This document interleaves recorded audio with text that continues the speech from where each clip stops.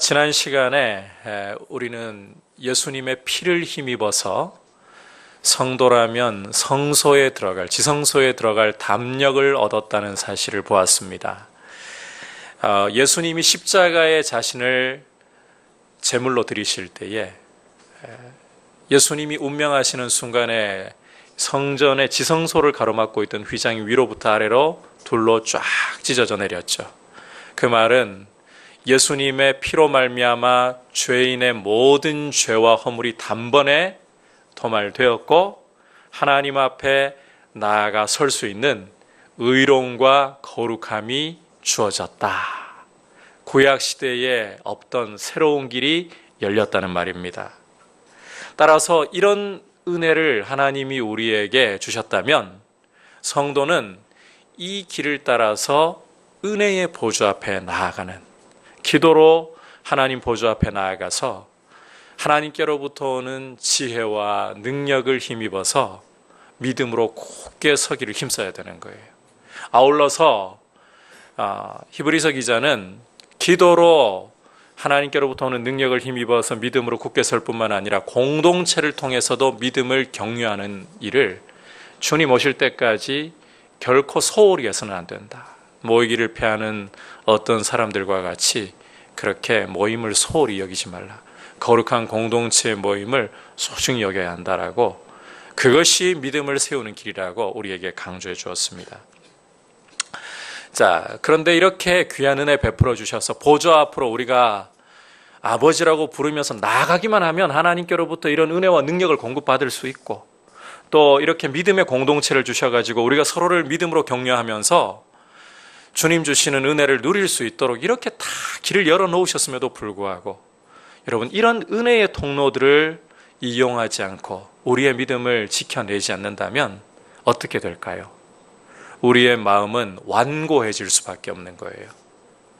오늘 말씀은 믿음으로 성도가 서 가야 함에도 불구하고 믿음의 길을 따라가지 않고 자신을 이 은혜를 주신 것에도 불구하고 방치함으로 완고해지는 것에 대해서 경고하고, 또 계속해서 믿음의 길을 달려가도록 좋은 것을 붙잡으라고 권고하는 내용의 말씀입니다. 자, 먼저 경고의 말씀을 우리가 귀를 기울이도록 하겠습니다. 경고, 그러니까 아이고 참 불편한 걸 들어야 되겠구나. 그런데 복음은 여러분, 경고와 위로가 같이 가는 것이 균형이 있는 것입니다. 하나님의 경고 없는 위로만을 바라서도 안 되고, 또 경고만 있고 위로가 없어서도 안 돼요. 이 두 가지가 조화를 이루어야 되는 거예요. 먼저 경고의 말씀입니다. 우리 26절과 27절 함께 읽겠습니다. 시작. 우리가 진리를 아는 지식을 받은 후 짐짓 죄를 범한 즉 다시 속죄하는 제사가 없고 오직 무서운 마음으로 심판을 기다리는 것과 대적하는 자를 태울 맹렬한 불만 있으리라. 자, 방금 함께 읽은 말씀은 참된 그리스도인이라면 읽을 때마다 누구나 이 두려움을 가질 수 있는, 굉장히 어려움을 가질 수 있는 말씀입니다. 26절에 진리를 아는 지식을 받은 후에 라고 말씀하고 있는데, 예수님을 믿기로 결단하고 난 후를 가리키는 거예요. 자, 예수님을 믿고 난 후에 짐짓 죄를 범한 즉, 고의로 계속해서 죄를 지은 즉, 이런 말입니다. 고의로 계속해서 죄를 짓는 즉. 자, 어떤 결과가 따른다고 말씀합니까? 다시 속죄하는 제사가 없고 오직 무서운 마음으로 심판을 기다리는 것과 원수를 태울 맹렬한 불만 남아있으리라. 굉장히 두려운 말씀이죠. 여러분, 이 말씀 앞에서 우리의 고민이 없다면 성경을 사실 제대로 읽은 게 아니에요. 도대체 이게 어떤 말씀인가? 우리가 예수님을 믿고 난 후에 죄 안 짓고 살 수 있는 완전한 사람이 있나요? 자신 있는 분 없으시죠? 예수님 믿고 난 후에라도 우리는 계속해서 죄를 지으면서 넘어지는 삶이 우리의 주소입니다. 그걸 부정할 수가 없어요. 게다가 우리가 짓는 죄가 의지가 동원되지 않는 법이 있나요, 없나요? 없어요. 여러분, 죄라는 것은 성격상 전부 내가 짓는 거예요. 내가. 남이 내 의지에 반해서 대신 지어주는 법이 없어요. 따라서 자, 오늘 우리가 함께 읽은 이 26절과 27절의 말씀을 자칫 잘못 해석하면 극단으로 치우치기가 쉬워집니다. 두 극단으로 치우칠 수 있는데, 하나는 나는 버림받은 사람이면 어떻게 하나, 늘 이 두려움에 사로잡혀가지고 죄를 지을 때마다 이게 죄를 안 지을 수 없는 내 자신을 보면서 죄를 지을 때마다 혹시 내가 이 죄를 지음으로 하나님께 버림받은 사람이 된 거 아닐까? 나에게 남아있는 것은 나를 소멸할 그런 하나님의 맹렬한 불만 남아있는 거 아닐까? 또 한 가지 극단이 뭔가 하면요, 아예 이 말씀을 무시해버리기로 작정하고 사는 거예요. 이런 말씀 성경에 그닥 많이 나오지도 않으니까 아예 이 말씀을 좀 덮어놓고 가버리자. 여러분, 우리는 어느 쪽으로든 극단으로 치우쳐서는 안 돼요. 말씀을 바르게 해석해서 이 말씀이 정말 어떠한 말씀인가 제대로 알고 성도가 믿음 가운데 굳게 서도록 힘을 써야 돼요. 자, 여기 짐짓 죄를 범한다라는 것은, 고의로 계속해서 죄를 짓는다는 것은 우리가 연약해서 넘어질 수 있는 일상의 죄를 가리키는 것이 아닙니다. 여러분, 오늘 이 말씀 잘 들으셔야 돼요. 자, 이것은 명목상 그리스도인이 아니라 참 그리스도인이라면 짓지 않을 죄. 자, 이 말씀을 제대로 이해하기 위해서 이 히브리서의 상황, 이 히브리서가 주어진 상황을 우리가 잘 생각을 해야 돼요. 제가 이 히브리서를 강의하면서부터 계속해서 이 히브리서를 받아보는 독자들의 상황 이야기를 드렸잖아요. 이 독자들이 어떤 사람들이라 그랬습니까? 유대인 출신 그리스도인들인데, 이들이 예수님을 믿는 믿음 때문에 어떤 형편에 처해 있다고요? 굉장히 극심한, 오늘 말씀에도 나옵니다만 비방과 환난을 당하고 사람들에게 구경과 조롱거리가 되고 자기의 소유도 빼앗겨야 하는, 이런, 심지어 목숨도 잃을 수 있는 이런 극심한 박해를 받고 있었어요. 단지 하나 예수 그리스도를 믿는다는 그 이유 때문에. 중요한 것은 이 예수님을 믿는 믿음만 포기하면, 그리고 원래 믿던 유대교로만 돌아가기만 하면 이런 박해는 면제가 돼요. 그러니까 이 히브리서를 받아보는 독자들이 어떤 유혹에 있습니까? 예수 그리스도를 믿는 믿음에서 돌아서 가지고 유대교로 돌아가려고 하는 배교의 위험 속에 처해 있다는 거예요. 여러분 이해하시겠죠? 이 상황 속에서 이 말씀을 이해하지 않으면 우리가 이 모든 일상 속에서 지을 수 있는 연약함 때문에 짓는 죄까지도 다 여기에 넣어버리면 굉장히 말씀을 두렵게 해석하게 되는 거예요. 히브리서 기자가 말하는 죄가 바로 이 배교의 죄를 가리키는 겁니다. 믿음에서부터 떠나서, 그리스도에게로부터 떠나서 유대교로 돌아가 버리려고 하는 죄를 가리키는 거예요. 여러분, 죄라는 것 자체가 하나님 사랑에 대한 반역이에요. 하지만 예수님 안에 거하면서 연약해서 짓는 죄는 회개하면 다 용서하시는 줄 믿습니다. 용서를 받아요. 하지만 이 배교의 문제라는 건 달라요. 이것은 예수님 안에서 짓는 죄가 아니에요. 예수님을 떠나버리는 죄를 말하는 거예요. 믿음으로부터 떠나버리는 죄를 말하는 거예요. 여러분, 예수 그리스도야말로 유일한 죄 사함의 길이 되시고, 예수 그리스도야말로 하나님 앞에 설 수 있는 유일한 의로움이 되시는 분이십니다. 그런데 이 죄 사함의 유일한 길을 떠나서, 의로움의 유일한 길을 떠나서 도대체 어디에서 죄 사함을 받을 수 있단 말입니까? 단번에 영원히 자신을 십자가에 들여서 죄 사함을 이루어 주신 이 예수님의 제사를 거부해 버린다. 이 이 길만이 유일한 속죄의 길인데 이것을 거부해버린다. 어디에서 과연 죄 사함을 발견할 수가 있겠습니까? 따라서 예수님을 거부하고 믿음으로부터 돌아서 버리는 사람에게는 무서운 마음으로 심판을 기다려야 한다는 것. 원수를 소멸하는 불만이 그러한 영혼을 기다리고 있다는 것. 주님이 엄중한 경고를 주고 계시는 거예요. 우리가 이 부분에 대해서 좀 더 보도록 하겠습니다. 28절부터 31절까지 계속 읽어보겠습니다. 시작.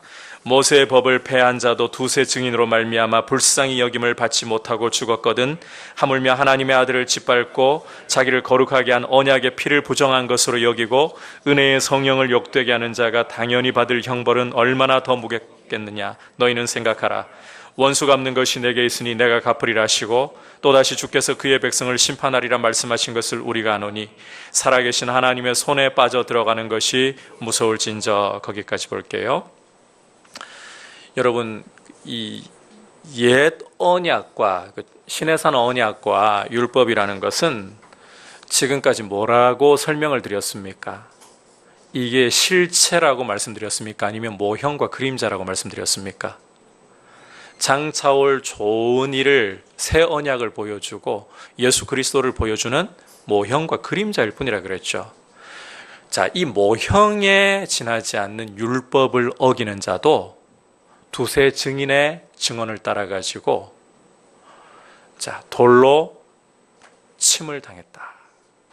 하물며 그리스도는 이 율법의 이제 실체가 되시는 분이에요.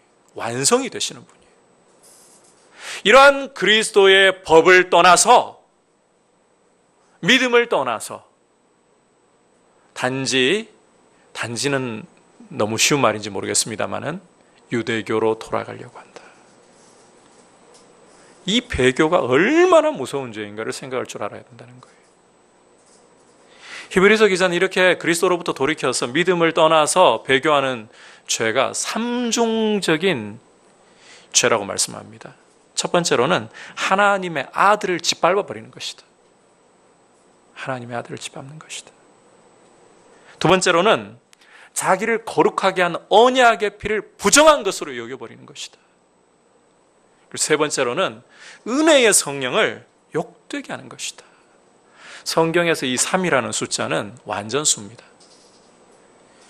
배교는 돌이킬 수 없는 하나님의 진노를 불러올 수밖에 없는 아주 두려운 죄라는 거예요. 여러분, 우리가 반드시 기억해야 되는 것은 하나님께서 우리를 위해서 당신의 독생자를 십자가에 내어주셔서 그 완전한 제사를 통해 우리가 하나님 보좌 앞까지 나아갈 수 있는 길을 단번에 영원히 열어주셨지만 이 자비하신 무한한 이 자비의 길을 거절할 때에는 돌이킬 수 없는 존엄한 심판이 따를 수밖에 없다. 이게 복음의 경고입니다. 여러분, 복음은 괜찮아 죄 지어도 다 용서받아 아니에요. 존엄한 경고가 이 복음의 한 부분이에요. 그러면 이제 우리가 참 고민이 듭니다. 오늘 말씀 그 상황을 보면 진리를 아는 지식을 받은 후 예수 믿는 걸 표현하는 건데, 아니 예수 믿고 그러면 이렇게 믿음을 버리고 떠나는, 그래서 회개할 수 없는 이 죄에 참 성도가 빠져들 수 있느냐? 여러분 어떻게 생각하십니까? 빠져들 수 있습니까? 없습니까? 제가 중간에 살짝 흘려 던지고 갔는데 기억하십니까? 참 성도가 이 죄에 빠져들 수 있을까요? 없을까요? 없어요. 지금 이 말씀은 참 성도가 하나님의 자녀로 정말 택함받고 그리스도의 은혜를 정말 아는 성도가 이런 죄를 지을 수 있다라고 이야기하는 게 아니라, 배교라는 것이 지금 이 히브리서를 받아보는 독자들은 피부로 겪고 있는 문제입니다. 믿음의 길에서 떠나는 게 얼마나 준엄한가를 경고함으로, 이 죄에 빠지지 말라고 강력하게 도전하는 게 이게 목적인 거예요. 참 신자가 이런 배교의 죄를 저지르고 믿음에서 떨어져 버릴 수 있는가? 여러분, 그 겁을 내라고 이 말씀을 주는 게 아니에요. 믿음으로부터 떠나게 하는 죄로부터 경계를 하고 두려워하고 자신의 믿음을 지키라고 이 말씀을 주고 있는 거예요. 따라서 여러분, 이 말씀을 보면서 우리가 예수님을 믿으면서 내가 하나님께로부터 마음이 돌아설까 봐 두려워할 줄 알고 우리 영혼의 경각심을 가질 줄 안다면 이게 복이 있는 마음인 거예요. 여러분, 성경을 읽으면서 죄에 대한 경고의 말씀을 들을 때에 내 마음속에 그 경고의 말씀을 들으면서 두려워할 수 있는 마음, 내가 이러한 죄에 빠지면 어떻게 하지? 오히려 이렇게 떨 수 있는 마음이 있는 게 복인 줄 믿으시기를 바랍니다. 예수님 안에서는 오히려 이런 두려운 마음을 가지고 있는 게 이 죄에 빠지지 않도록 보호해 주신 은혜가 있구나, 이걸 알 수 있는 증거예요. 하지만 여러분, 예수님 안에 있는 참 성도가 이런 죄에 안 빠진다고 해서 마음 놓고 그러면 이제 예수님 안에서 죄 지어도 되겠네, 맞습니까? 틀립니까? 이런 고약한 것은 믿음이 아니죠. 예수 안에 있으면 마음껏 죄 지어도, 아니요, 죄 지으면 안 돼요. 죄로부터 건져내었는데 죄를 짓다니. 다시 이 돼지가 토한 것 먹으려고 돌아가는 꼴밖에 안 되는 건데 그게 어울리겠어요? 여러분, 성도는 항상 죄에 대해서 경건한 두려움을 가질 줄 알아야 합니다.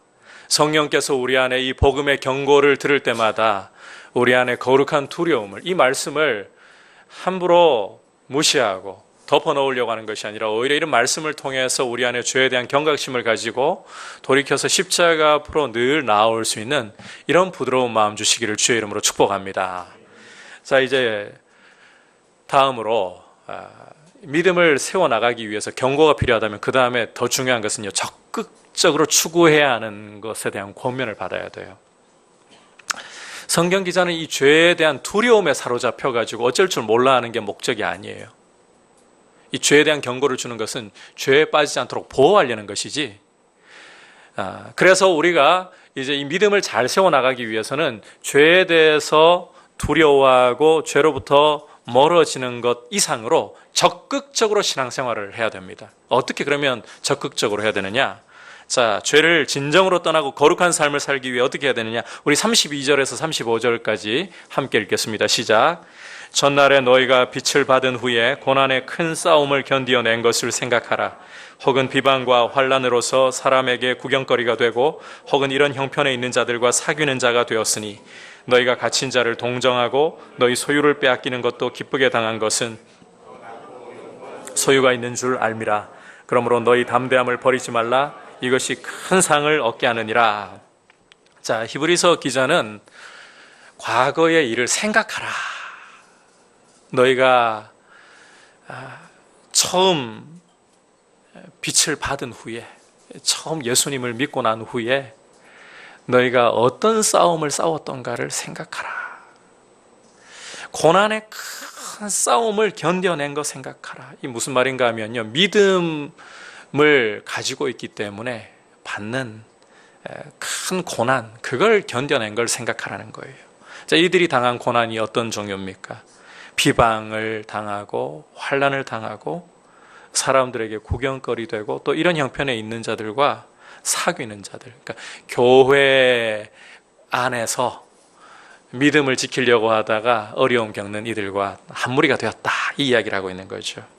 결국 이들이 당하는 고난이 다른 이유가 없어요. 믿음 때문에 고난 당하고 있는 거예요. 이걸 견딘 거를 생각하라는 거예요.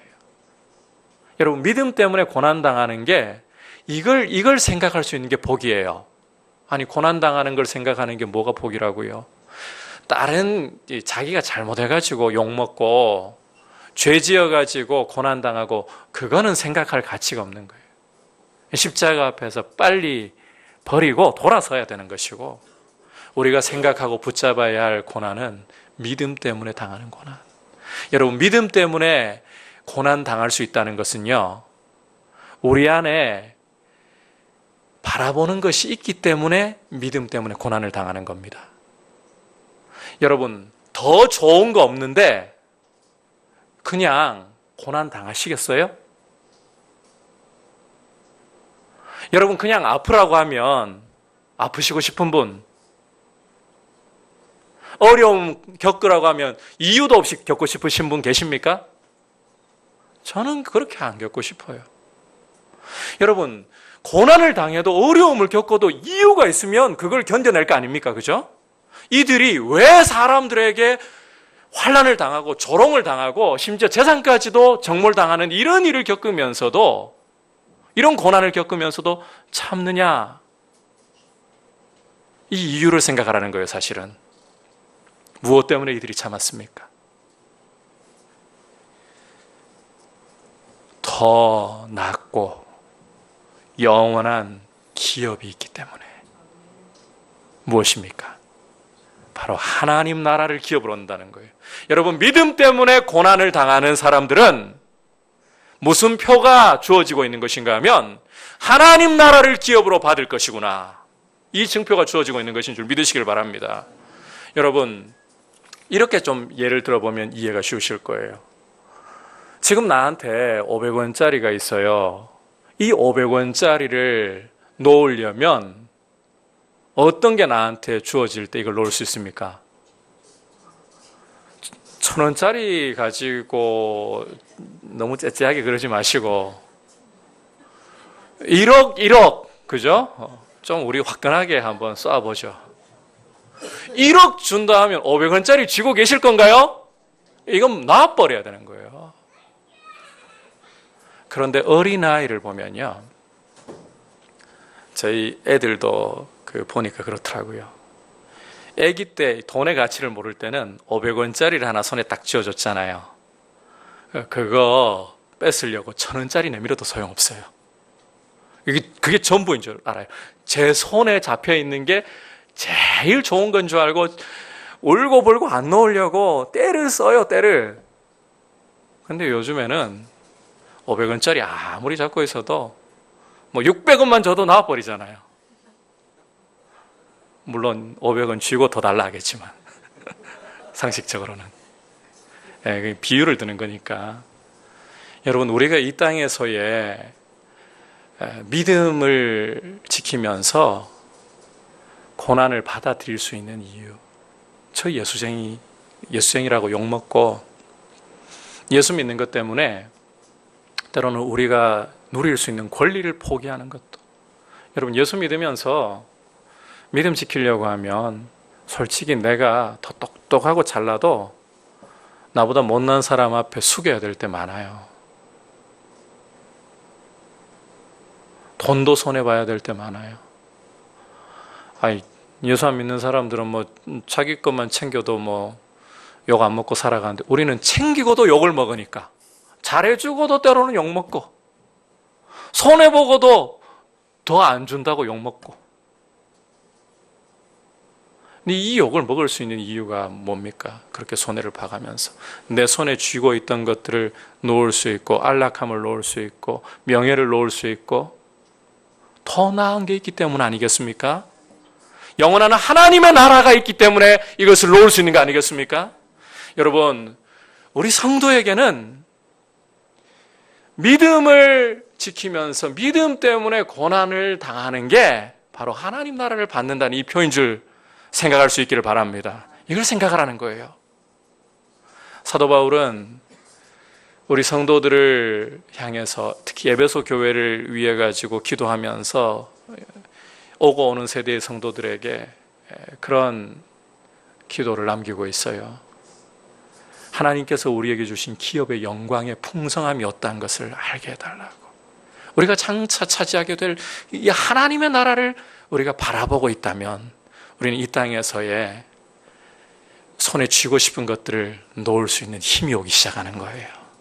이게 안 보이니까 500원짜리가 전부인 줄 알고 1억을 주려고 해도 이게 전부인 줄 알고 이거 붙들고 난리를 치는 거예요. 죽는 줄 알고.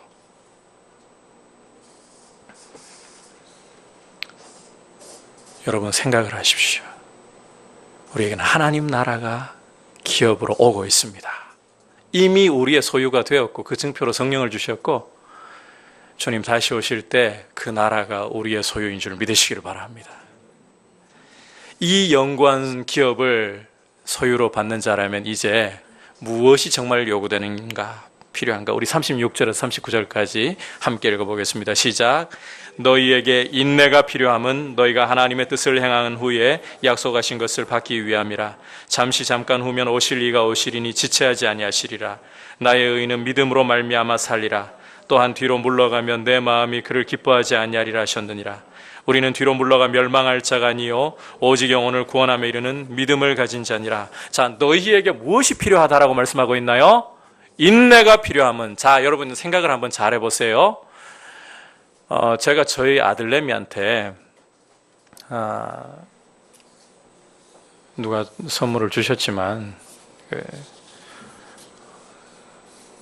안 탄다고 그냥 세워놓는다고 아들내미 하도 자전거 그러길래 그걸 이야기를 듣고 누가 제 아들내미한테 자전거를 줬어요.